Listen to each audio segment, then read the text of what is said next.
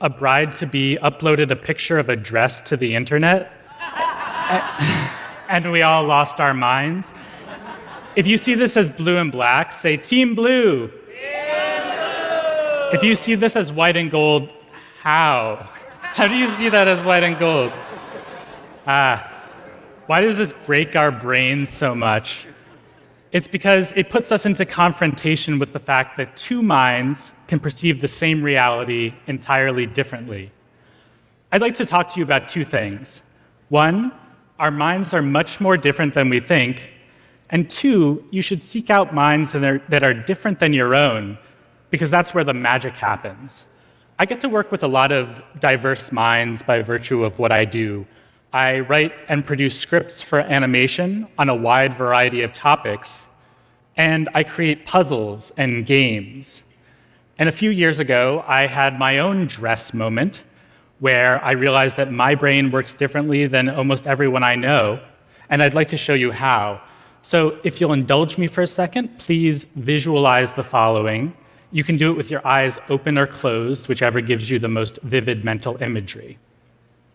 A rocket ship crash lands on an alien planet. A creature comes up to the hatch and knocks, and someone opens it from within.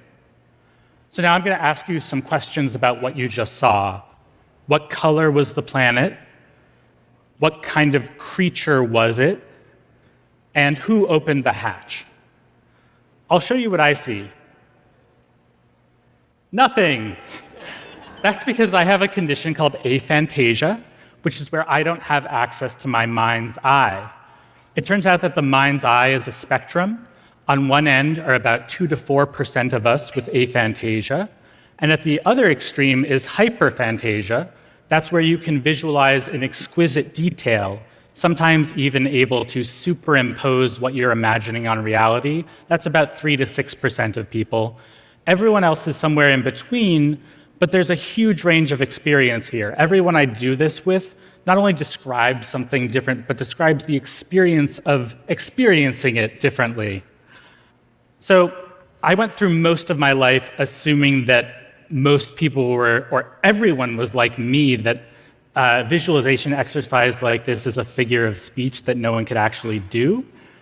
So imagine my surprise and fascination and apprehension when I learned about aphantasia, the last because it raised some scary questions like, have I been working in entirely the wrong careers my entire life?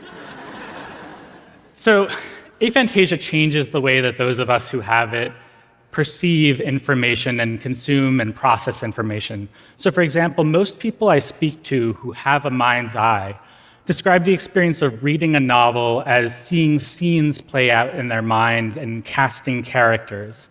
I can't do either of those things. It's a much more conceptual experience for me. And when something is out of sight, it's very much out of mind. I have a 5-year-old daughter. I can't in this moment imagine her face. That has a big effect on my memory. And it's also not just my mind's eye, it's also my mind's ear. Though I think I have a little bit of a mind's ear, but I don't have a mind's nose or a mind's mouth. I can't, for example, imagine the taste of peanut butter. And what's it like to think in the absence of a mind's eye?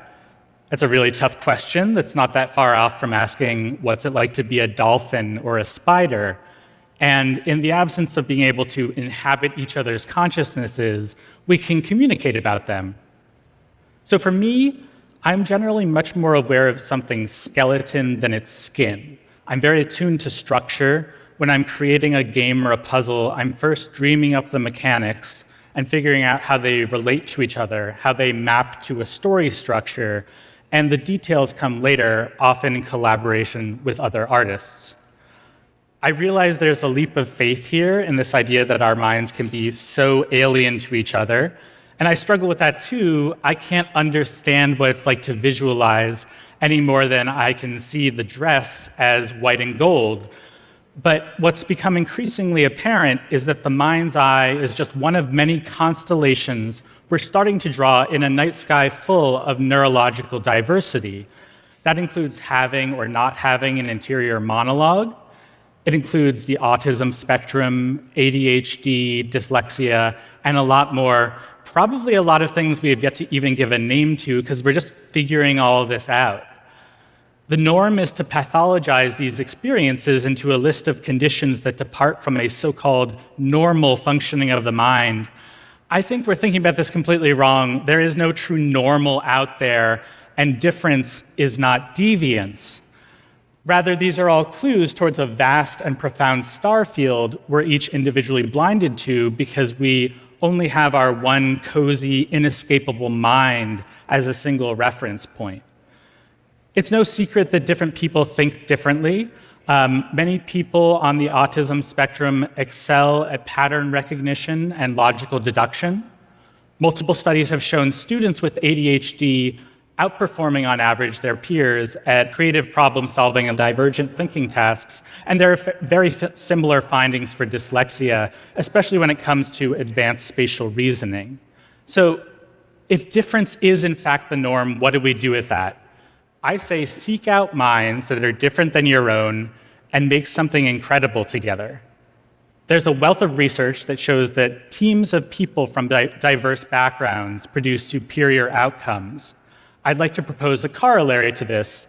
Diverse minds working together can produce wonders. This comes with challenges and opportunities. So in the last decade or so, companies such as SAP, Hewlett-Packard, and JP Morgan have started programs designed to recruit neurodivergent talent. And in the time since, they've reported corresponding gains in productivity, morale, innovation, and quality. I see this in my own work as well, again, by the serendipity of working in visual fields without being able to visualize. I wind up working with a lot of minds who are very different than mine, and that results in some weird and wonderful work, such as a film noir animation about fractals that I co-authored that was brought to life by a brilliant hyperphantasic animator named Jeremiah Dickey. Or this is one of my pride and joys. It's a game that's a hybrid jigsaw puzzle and escape room in a box. And the way it works, yeah. The way it works is you first assemble a jigsaw, but you're missing big sections. So you have to unlock them by solving puzzles that are embedded in the illustration and artifacts that you unlock along the way. This was made in collaboration with two incredible artists, Rita Orlov and Senna Tripp, and our minds can be found in very different corners of the galaxy of neurological diversity.